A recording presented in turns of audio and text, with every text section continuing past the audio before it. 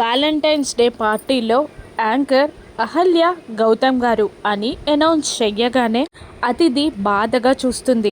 అహల్య చేయి పట్టుకొని గౌతమ్ స్టేజ్ పైకి ఎక్కుతూ ఉంటాడు.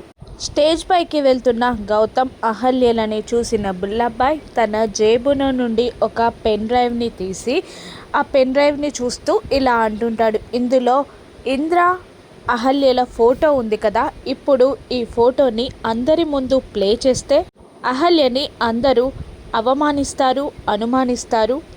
ఆ పెద్దావిడ కూడా ఇక్కడే ఉంది కాబట్టి అహల్యని ఇంటి నుండి గెంటేస్తుంది.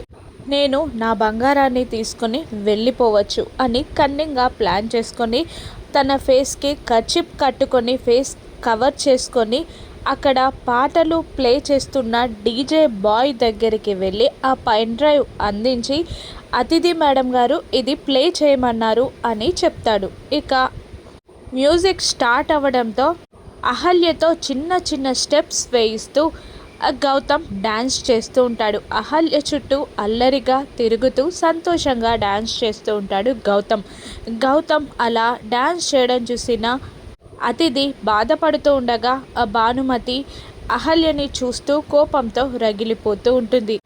అహల్యతో చిన్న చిన్న స్టెప్స్ వేయిస్తూ డ్యాన్స్ చేస్తూ అహల్యని దగ్గరగా తీసుకుంటాడు స్టేజ్ పైన గౌతమ్. బుల్లబ్బాయి ఇచ్చిన ఇంద్ర అహల్యల ఫోటో ప్లే అవుతుందా? అహల్య అవమాన పాలవుతుందా? ఇంద్ర అహల్యల విషయం బయటపడనుందా? రాను ఎపిసోడ్స్లో చూద్దాం. Thank you for watching.